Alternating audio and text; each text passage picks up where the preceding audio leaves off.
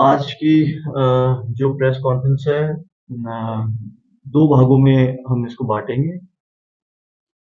शुरू में हम एक ऐसे केस के बारे में बात करेंगे जो अभी महीने भर पहले कैपिटल पुलिस की नजरों में आया, जिसके अंदर दो अरुणाचली माइनर विक्टिम्स के बारे में इंफॉर्मेशन आई कि उन्हें किडनैप किया गया है और उन्हें एक को ट्रैफिक किया गया है और सेक्सुअली असॉल्ट किया गया है, और दूसरे को ट्रैफिक करने की कोशिश जारी थी और एन वक्त पे पुलिस के इंटरवेंशन से उनका ट्रैफिकिंग रोका गया। और उसमें क्या इन्वेस्टिगेशन हुआ है अब तक, उसके बारे में अपडेट देंगे। और दूसरे भाग में, जिससे पहले हमारा एक केस हुआ था जिसके अंदर 5 असमीज माइनर विक्टिम को कैपिटल पुलिस ने रेस्क्यू किया था, और उसके अंदर जो अलग अलग फील्ड्स के लोग थे जिनको अरेस्ट किया गया था, उस केस इन्वेस्टिगेशन में अब क्या अपडेट है दूसरे भाग में वो दिया जाएगा। Let's start with the first part. जो ये केस है जिसके बारे में मैं आपको ब्रीफ करने वाला हूँ, काफी सेंसिटिव इसलिए है क्योंकि this is the first time in the known history of Arunachal Pradesh police जहाँ पे बहुत ही सिस्टमैटिक तरीके से डिपार्टमेंट ने काम किया है, टीम ने काम किया है, और child trafficking, sexual assault, prostitution, soliciting, इन सब एंगल्स पे कार्रवाई करते हुए, हर एक पहलू को टच करते हुए, हर एक ऑफेंस में जो अक्यूज्ड है उसको ट्रेस आउट किया गया है, और by following every legal procedure उनको इसमें अरेस्ट या apprehend depending upon their age group वो किया गया है। इस केस की शुरुआत होती है 10 जून 2024 को, जब वुमेन पुलिस स्टेशन के पास एक इंफॉर्मेशन आती है कि 2 बच्चों को किडनैप करके रखा गया है, और ये पॉसिबिलिटी है कि उन दोनों को स्टेट के बाहर भेजा जाएगा, एक प्रोस्टिट्यूशन रिंग में इन्वॉल्व किया जाएगा, और उनके साथ सेक्सुअल असॉल्ट होने के बहुत चांसेस है। ऐसी इंफॉर्मेशन डब्ल्यूपीएस के पास आती है। बिना वक्त जाया किए उस इंफॉर्मेशन पे काम करते हुए डब्ल्यूपीएस की टीम चिंपू की एक लोकेशन पे पहुंचती है, और वहां पे एक घर में जाके एक लेडी से 2 बच्चों को रेस्क्यू कराती है। अक्यूज कौन है, उनकी क्या डिटेल्स है, मैं धीरे धीरे प्रेस कॉन्फ्रेंस के जरिए बताऊंगा, बट अभी जो नैरेटिव है उसको मैं सिर्फ कोट कर रहा हूँ। तो वो उन 2 बच्चों को वहां से रेस्क्यू करती है डब्ल्यूपीएस की टीम। जब उन दोनों बच्चों को वहां से रेस्क्यू किया गया, उस टाइम तक सिर्फ ये इंफॉर्मेशन थी कि इन दोनों को स्टेट के बाहर भेजा जा रहा है प्रोस्टिट्यूशन रिंग में इन्वॉल्व कराने के लिए।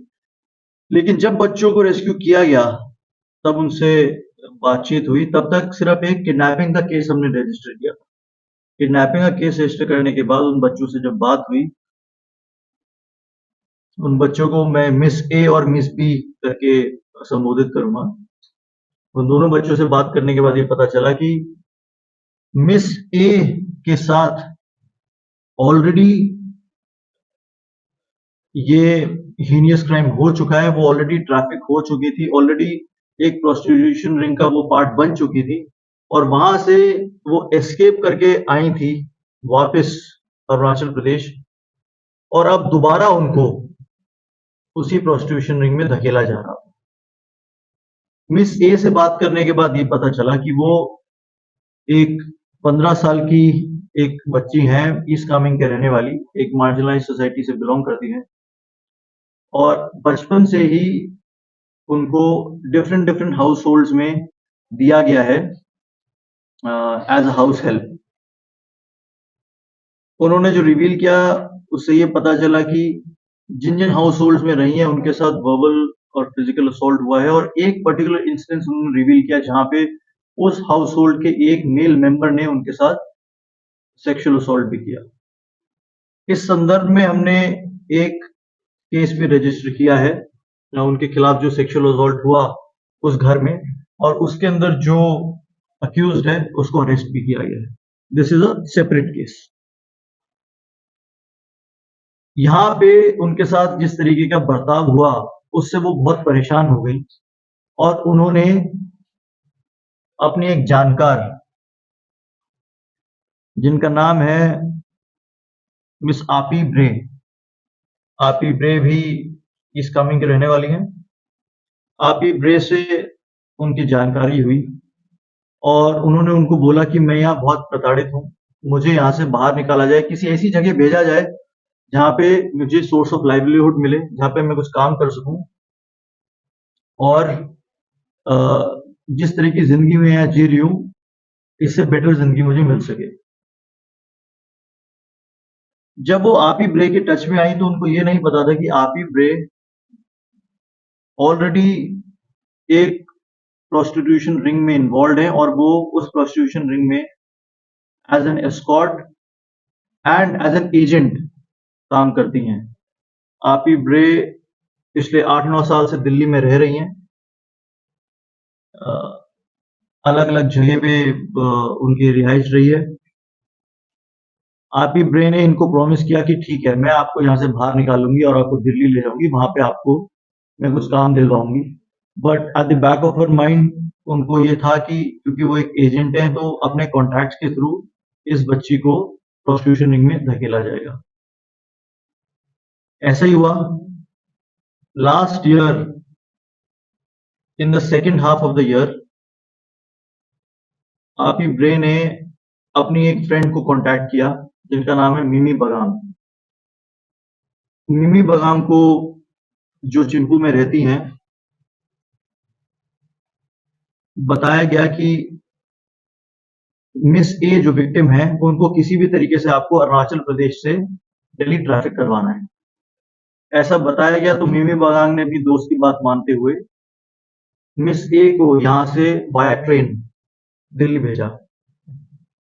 जो बच्ची यहाँ से दिल्ली गई इतनी उम्मीदों के साथ कि उनको वहां पे जाके कुछ काम मिलेगा, पहले उन्हें एक वेट्रेस की तरह लगाने की बात हुई कि आपको एक वेट्रेस की तरह लगाएंगे, हम यहाँ पे हमारे कॉन्टैक्ट्स हैं। जब बच्ची वहां गई तो आपी ब्रे ने अपने उस रिंग के जो किंग पिन है उनसे कांटेक्ट किया, जिनके लिए वो एजेंट है। जो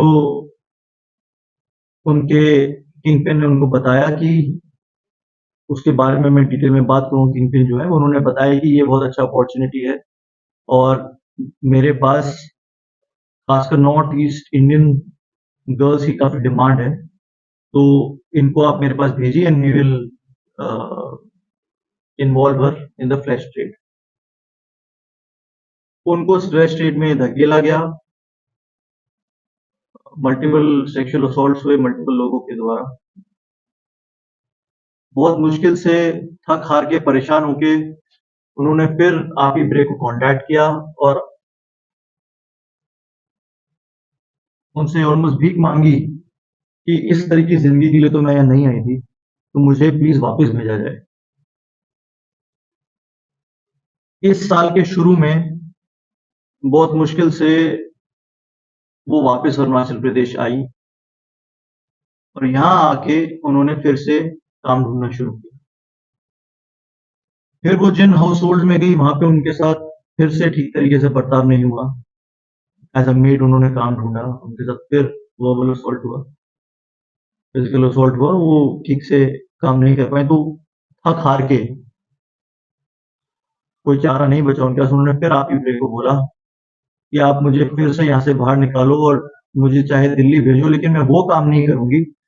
आप मुझे प्रॉमिस करो कि आप मुझे दिल्ली भेजोगे, मेरी आपसे पुरानी जानकारी है, आप मुझे दिल्ली भेजोगे और आप मुझे कुछ डिसेंट लाइवलीहुड जिससे मैं अपनी चला सकूं ऐसा कुछ काम दिलवाओगे। तब आप ही ने उसे बोला कि ठीक है, उसको बहकाने के लिए फिर ये बोला कि ठीक है, मैं आपको कोई जैसे हमने प्रॉमिस किया था एक वेट्रेस की जॉब वैसी दिलवाऊंगी, but you have to promise me one thing, एक कंडीशन है मेरी कि you will not go alone, आप अपने साथ एक और north eastern minor victim, Arunachali minor victim को साथ लेके जाओगी। उनके दिमाग में यही था कि अब अगर ये वापस जा रही है तो मैं कम से कम इसके साथ किसी और को भी भेजूं जो दोनों हमारे फ्लैश ट्रेड रिंग में काम आ सके। जब मिस ए को ये उन्होंने बताया तो उनके पास कोई चारा नहीं बचा, उन्होंने अपनी उनकी यहाँ पे सेंकी व्यू में वो रह रही थी एक फैमिली के साथ, वहीं पर ही उन्होंने एक और आस पड़ोस में एक और विक्टिम है जिसको मैं मिस बी बोलूंगा, जिसकी एज 16 साल है, जो कुरुंकुमे से बिलोंग करती हैं। उनसे उन्होंने कांटेक्ट किया और बोला कि मुझे पता है कि आपकी भी यहाँ पे जो कंडीशन है ज़्यादा अच्छी नहीं है। मिस बी के साथ भी मिस बी भी बचपन से ही डिफरेंट डिफरेंट हाउस होल्ड में एज मेड रही हैं और उनके साथ भी फिजिकल वर्बल और एक इंस्टेंस जो हमारे सामने आया है सेक्सुअल असॉल्ट भी हुआ है। मिस बी के अगेंस्ट भी जो सेक्सुअल असॉल्ट हुआ है उसमें भी हमने एक सेपरेट केस रजिस्टर किया है और उसमें भी जो अक्यूज्ड है उसको एप्रीहेंड किया गया है। बहरहाल उनसे जब बात हुई तो उन्होंने बोला कि आपकी भी यहाँ कंडीशन ज्यादा अच्छी नहीं है तो आप मेरे साथ चलिए, और मुझे प्रॉमिस किया गया है कि अगर हम दोनों जाएंगे तो हम दोनों को वहां पे एक डिसेंट लाइवलीहुड वेट्रेस की जॉब हमें दी जाएगी जिससे हम अपनी जिंदगी शुरू से दोबारा संवार सकें। ये दोनों आप ही ब्रे के कहने पे दोबारा मिमी बगांग के टच में आए और चिंपू पहुंचे। 11 जून को इनको यहां से अरुणाचल प्रदेश भेजा जाने वाला था, अरुणाचल प्रदेश से दिल्ली भेजा जाने वाला था ताकि वहां पे जाके ये उसी फ्लैश स्टेट में जा सके। और 10 जून एक दिन पहले WPS के पास खबर आई और एन वक्त पे इन दोनों बच्चों को रेस्क्यू किया। रेस्क्यू करने के बाद जब बच्चों ने ये सब बातें बताई तो हमें लगा कि ये अब इंटरस्टेट ट्रैफिकिंग रिंग हो गया, तो इसके अंदर इन्वेस्टिगेट करने के लिए हमें एक डिस्ट्रिक्ट लेड इन्वेस्टिगेशन टीम की जरूरत है। तो WPS की जो टीम है led by OC WPS inspector Reena Sonam and her investigating officers and हमारा जो खुद डिस्ट्रिक्ट का एक डिस्ट्रिक्ट डिटेक्शन टीम है लेड बाय सब इंस्पेक्टर सुशांत, इन्होंने एक स्ट्रैटेजी बनाई और इंस्पेक्टर निश रूपा जो हमारे इनिशियल जो किडनैपिंग हमने केस रजिस्टर किया था उसी के अंदर हमने प्रोस्टिट्यूशन के और पॉक्सो के सेक्शंस लगाए और इंस्पेक्टर निश रूपा और SI सुशांत की टीम यहां से दिल्ली के लिए रवाना हुई आज से 2 हफ्ते पहले इन्वेस्टिगेशन पर्पसेस के लिए।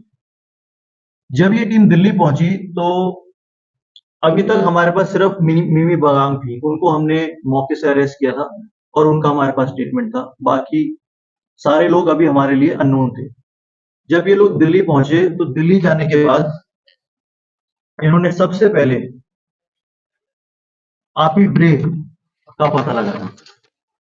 आपी ब्रे या उनको वहां अलग अलग नामों से जाना जाता है, आपी ब्रे एलियास रोशनी ब्रे एलियास बेगम ब्रे, इन नामों से जाना जाता है। इनका सबसे पहले पता लगाया।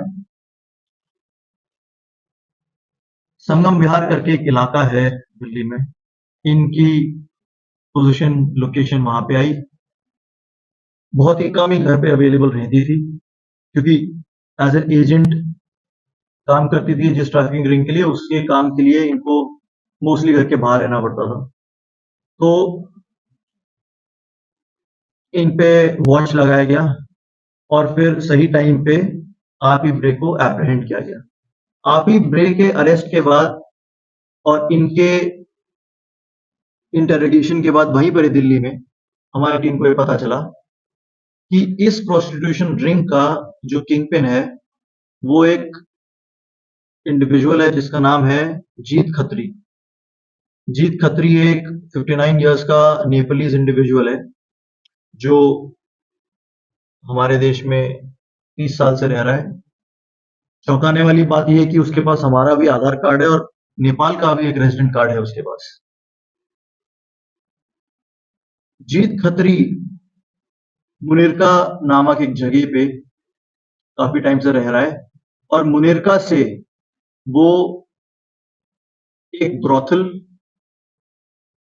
नॉर्थ ईस्टर्न गर्ल्स के लिए एक सेक्स रैकेट और सिर्फ अपने यहां ब्रोथल ही नहीं कि उसके यहां पे काम होता है, वो supply of north eastern girls, B it adults और बी इट माइनर्स, इस फील्ड में वो काम करता है। उसका मोडस ऑपरेंडी बहुत खास है। लोकेंटो करके एक वेबसाइट है, आप देख सकते हैं, वो एक फ्री क्लासिफाइड एड्स की एक वेबसाइट है, आप उस पर अपना एड डाल सकते हैं। लोकेंटो पे उसका एड है, उस एड के थ्रू लोग जीत खत्री तक पहुंच सकते हैं और देयर ओन सेक्सुअल डिजायर्स। उससे व्हाट्सएप पे बात होती है लोगों की, वो इवन हमारी विक्टिम के भी फोटोज एक्सचेंज किए गए हैं थ्रू व्हाट्सएप उन्होंने, और व्हाट्सएप पे ही डॉक्यूमेंटेशन का, फोटोज का एक्सचेंज होता है और लोकेशंस डिसाइड होती हैं कहाँ पे आना है, कहाँ जाना है। कई बार असोल्टर्स सिर्फ हमारे केस में ही नहीं, जिस तरीके का वो ये रिंग रन कर रहे हैं, असोल्टर्स उनके घर पे आते हैं, जो उनकी लोकेशन है वहां पे असोल्ट होता है और बच्चों को या अडल्ट्स को जो भी उनके टच में है उनको इन असोल्टर्स के घर भी भेजा जाता है। हमारे केस में क्योंकि माइनर विक्टिम थी, तो जो भी कैश फ्लो होता है वो जीत खत्री और आपी इन दोनों के बीच में बांटा जाता है। ये इंफॉर्मेशन जब हमें मिली तो हमने जीत खत्री के ऊपर वॉच लगाई और लोकल पुलिस को इन्वॉल्व करके जीत खत्री को वहां से एप्रीहेंड किया। जीत खत्री के एप्रीहेंशन और अरेस्ट के बाद जीत खत्री की इंटरोगेशन शुरू हुई। काफी दिन तक वो इंटरोगेशन चला, क्योंकि आप समझ सकते हैं ऐसे लोग बहुत हार्डन्ड होते हैं और जो काफी सालों से इसमें इन्वॉल्व है वो जल्दी अपनी चीजें रिवील करते नहीं है। खैर, टीम ने कड़ी मेहनत की और उसके बाद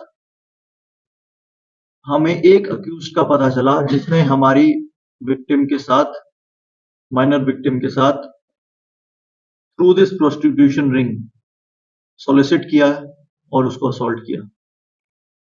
इस अक्यूज का नाम है सुशील कुमार एलियास बल्लू एलियास अभय जाट, जो शाहपुर जाट करके एक जगह है दिल्ली में, वहां पे रहता है। ये पेशे से कॉन्ट्रैक्टर है। इसका हमें पता चला और फिर इस पे वॉच लगाई गई और मौका देख के इसको एप्रीहेंड किया गया। जब इसको एप्रीहेंड किया तो उसके बाद ये पता चला कि ये डायरेक्टली हमारे जो प्रोस्टिट्यूशन रिंग के किंगपिन हैं और एजेंट्स हैं उनसे ये टच में है और रेगुलरली और भी नॉर्थ ईस्टर्न गर्ल्स के साथ इनके कनेक्शंस हैं। इसके इंटरोगेशन में एक और नाम आया जो क्रॉस वेरीफाई हुआ जीत बहादुर जो किंगपिन है उससे, और वो है एक एडवोकेट जिनका नाम है रघुनाथ मेनन। ये ओरिजिनली केरला से हैं बट करीबन 25-30 साल से ये दिल्ली एनसीआर में रह रहे हैं। लाजपत नगर में इनका ऑफिस है और गाजियाबाद में इनका घर है और दिल्ली के हर एक कोर्ट में प्रैक्टिस करते हैं। दिल्ली हाई कोर्ट के साथ ये एफिलिएटेड है। इनका नाम उभर के आया कि ये भी एक असॉल्टर हैं जिन्होंने हमारी विक्टिम मिस ए के साथ इनके खुद के चेंबर में जो लाजपत नगर में प्रेजेंट है, वहां पे हमारी बच्ची के साथ इन्होंने सेक्सुअल असॉल्ट किया। जब इनका नाम आया तो taking all legal formalities into due consideration, इनको भी एप्रीहेंड किया गया, इनको भी अरेस्ट किया गया और ये पूरा लिंक स्टार्टिंग फ्रॉम यहाँ पे जो हमारी बच्ची है, बच्ची से यहाँ पे अरुणाचल प्रदेश में जो मिमी बगांग है, जो यहाँ से उनको ट्रैफिक करने वाली है, वहां से लेके आपी ब्रे जो उधर एजेंट है, ट्रैफिकर है, वहां से जीत खत्री जो इस पूरे रैकेट का किंग पिन है, वहां से अभय जाट जो असॉल्टर है और आखिरी कड़ी रघुनाथ मेनन जो भी वो भी एक असॉल्टर है, वहां तक ये पूरी कड़ी हमारी समाप्त हुई। इसके अलावा जैसे मैंने आपको पहले बताया, जो दोनों बच्चियों के साथ यहाँ अरुणाचल प्रदेश में उनके घरों में, जिन घरों पे वो काम करती थी, सेक्सुअल असॉल्ट हुआ है, उनमें सेपरेट केसेस ऑलरेडी रजिस्टर्ड है और उनमें भी 2 लोग, एक अरेस्टेड है, एक एप्रीहेंडेड है। तो अब तक हमने 3 केस रजिस्टर किए इस पूरे रैकेट में और जिसमें टोटल 6 लोग अरेस्टेड और 1 एप्रीहेंडेड है। इस प्रोस्टिट्यूशन रिंग वाले केस में जो 5 लोग मिमी बगांग, आपी ब्रे, जीत खत्री, अभय जाट और रघुनाथ मेनन, ये 5 लोगों को अरेस्ट करने के बाद इनमें से मिमी बगांग को जुडिशियल कस्टडी भेज दिया गया है, उनका टाइम पूरा हो गया था और बाकी 4 को हमारी टीम दिल्ली से लेके कल ही लौटी है और आज इनका 5 दिन का पुलिस रिमांड लिया गया है। इस पूरे रैकेट में जो हमारी अंडरस्टैंडिंग है वो ये है कि जो बच्चे हमारे हैं उनके साथ ऑलरेडी हमारी स्टेट में फिजिकल, वर्बल और कहीं ना कहीं सेक्सुअल असॉल्ट ऑलरेडी हुआ था। उसके बाद वो अपॉर्चुनिटी ढूंढने लगे यहाँ से बाहर जाने के लिए, कभी स्टेट से बाहर गए नहीं है। तो जब स्टेट से बाहर गए, जैसे भी उन्हें बहलाया फुसलाया गया कि आपको एक बेटर जिंदगी दी जाएगी, तो वो स्टेट से बाहर जाने के बाद कोई चारा नहीं उनके पास, वहां किसी को जानते नहीं है, जिस कॉन्टैक्ट के थ्रू गए हैं वो खुद एक एजेंट है। उसके बाद मिस ए को, मैं मिस ए की जैसे बात करूं तो उनको उस ट्रैफिकिंग में भी धकेला गया। मिस बी के साथ भी यही हाल होने वाला था।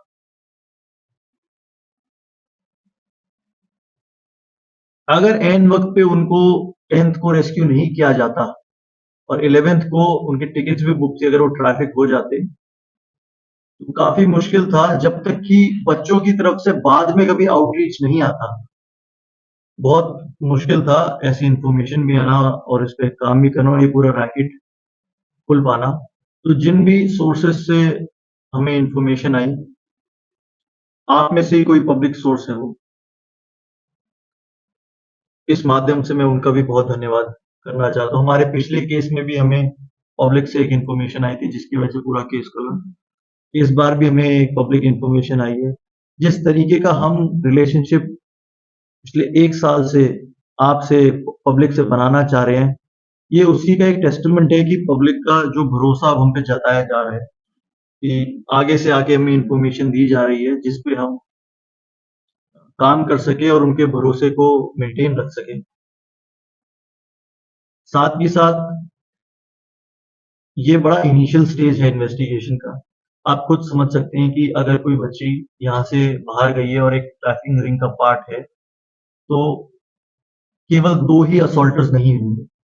तो हमें with in the last 2 weeks की इन्वेस्टिगेशन में जो सामने बातें आई उससे पता चला है और भी असॉल्टर्स होंगे और भी लोग इस रिंग में इन्वॉल्व होंगे।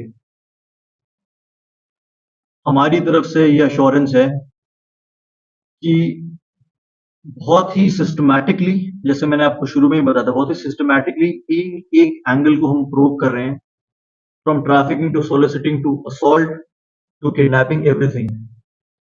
एक एंगल पे जो लोग हमारे सामने आते जाएंगे, नो मैटर कि वो हमारी स्टेट में है या किसी और स्टेट में है, we will continue to target them, and this is a sort of clear message that the Capitol Police wants to give, that if our kids are victims of such heinous crimes, sexual assaults, trafficking, prostitution, then whosoever is involved, irrespective of the place he belongs to, he will be caught sooner or later. जो हमारी team है, हमारे साथ बैठी हुई है, हमारे SDPO Kengo Tirchi, OCWPS Reena Sonam, sub inspector Sushant, lady sub inspector Rosy Singh, sub inspector तोपी, एंड ऑफ कोर्स इंस्पेक्टर निश रूपा, जो इस मेन केस की हमारे आईओ हैं, along with our own constables Sandeep Gombu, जितने लोग हैं हमारे, इन्होंने काफी मेहनत करके इस केस को क्रैक किया है और आगे भी सेम ही इंटेंसिटी के साथ हम यही कोशिश करते रहेंगे. This brings me to the end of the first part of the press conference. I would request you to hold your questions. मैं एक बार second part भी खत्म कर देता हूँ, then I'll take questions altogether. In the second part of my press conference, I'll just brief you regarding the update of the earlier child prostitution case that was tracked by the Capitol Police, which involved 5 minor victims belonging to the state of Assam.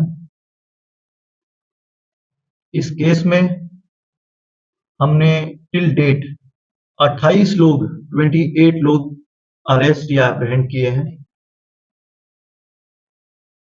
इन सभी के खिलाफ हमने एक बहुत ही strong chargesheet बनाई है और ये चार्जशीट कोर्ट में सबमिट हो चुकी है. चार्जशीट जब कोर्ट में सबमिट हो चुकी है तो उसमें मैं 2 पहलू पे चाहूंगा कि आप गौर दें. पहली बात है कि ये चार्जशीट हमने विदिन 60 डेज जो मैंडेटेड पीरियड है उसके अंदर हमने सबमिट की है, जिसकी वजह से किसी भी अक्यूज्ड को स्टैट्यूटरी बेल नहीं मिल पाया है. अगर हम उसको विदिन टाइम चार्जशीट को नहीं करते हैं तो अक्यूज्ड ये प्ली ले लेता है कि टाइम पे चार्जशीट नहीं की तो I am eligible for bail, वो नहीं ले पाया है. एंड सेकेंडली, इस पूरे दौरान बहुत सारे अक्यूज्ड पर्संस ने अलग अलग जगह, अलग अलग कोर्ट्स में अपनी अपनी बेल एप्लीकेशन लगाई है, बट हर एक ऐसी एप्लीकेशन के रिस्पांस में हमारा स्टेटस रिपोर्ट मांगा गया और on the strength of our investigation हर बारी वो बेल एप्लीकेशन रिजेक्ट की गई है, जिसका ये नतीजा है कि आज तक जो भी अक्यूज्ड हमने अरेस्ट करके जुडिशियल कस्टडी में भेजा था वो जुडिशियल कस्टडी में ही है. 28 लोगों पे बात रुक नहीं रही है. इसके अलावा भी हमने 2 और लोग, मतलब 26 लोग तो हमने वो कर दिए, प्लस 2 और लोग हैं हमारे पास जो हमें रिसेंटली जिनको अरेस्ट किया. एक है नीरू दास, एक लेडी है जो इसी रिंग में एज अ सॉलिसिटर काम करती हैं, असमीज लेडी, उनको अरेस्ट किया है. और एक सेक्सुअल असेलेंट जिनका नाम बमांग मोजेस है, उनको भी हमने नॉन अवेलेबल वारंट लेके अरेस्ट किया है. फर्दर इनके खिलाफ हम सप्लीमेंट्री चार्जशीट भी देंगे. और भी अक्यूज हमारे रडार पे हैं जो जिनके खिलाफ एविडेंसेस हम इकट्ठा कर रहे हैं, और जैसे जैसे उनके खिलाफ एविडेंस आते जाएंगे उनके खिलाफ भी एक्शन लिया जाएगा और सप्लीमेंट्री चार्जशीट दी जाएंगी. This is my brief regarding the earlier case. Thank you so much for. के हिसाब से it is in the second half of the year, तब उनको फर्स्ट टाइम पे यहाँ से ट्रैफिक किया. कई बातें हैं मैम जो बच्चों ने अपने गार्जियंस को, पेरेंट्स को रिवील नहीं की हैं, और जो बच्चे हैं उनका पेरेंट्स से टच भी उतना ज़्यादा है नहीं। काफ़ी टाइम से ये घर से दूर हैं और डिफरेंट हाउस होल्ड्स में काम कर रहे हैं। उनके साथ जो इंसिडेंट्स हुए हैं, वो क्लैरिटी से उन्होंने किसी को रिवील नहीं किया। हमसे भी बहुत मुश्किल से रिवील किए और जब उनके अंदर कॉन्फिडेंस आया, उसके बाद उन्होंने मैजिस्ट्रियल स्टेटमेंट में ये इंसिडेंट्स रिवील किए कोर्ट के सामने।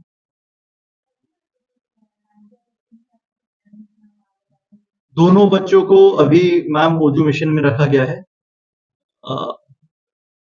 Court did not deem it fit कि उनको उनकी फैमिली में भी वापस किया है बिकॉज ऑफ रीजंस, तो उनको अभी ओजू मिशन में रखा गया है।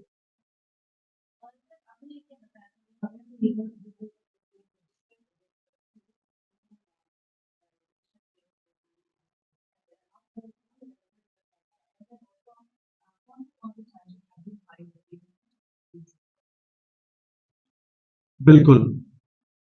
जो 3 केसेस हमने रजिस्टर किए हैं, उसके अंदर जो पहला केस जो हमने रजिस्टर किया that is case number 24/24 under 363 IPC kidnapping.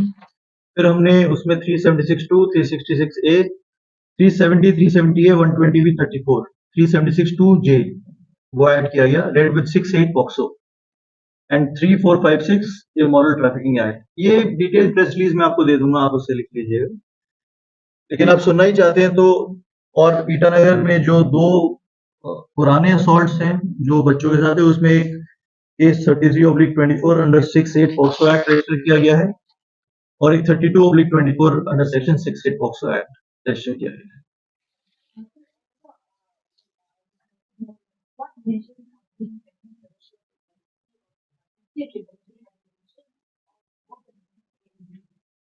Safety के लिए मैम हमने कोर्ट से यही रिक्वेस्ट किया था कि ऐसी जगह इनको ना भेजा जाए जहां पे इनको किसी तरीके का थ्रेट या इंटिमिडेशन आ सके। यही रिक्वेस्ट देखते हुए कोर्ट ने इनको ऑटोमेशन दिया है। आगे काउंसलिंग है जो हमारी तरफ से हम जो कर सकते हैं वो कर रहे हैं।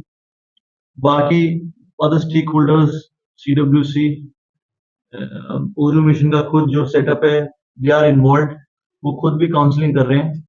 और लॉन्ग टर्म रिहैब जो है वो बेसिकली जो चाइल्ड वेलफेयर फील्ड में काम करते हैं जो एजेंसीज, उनका इंटरवेंशन ज्यादा रहेगा।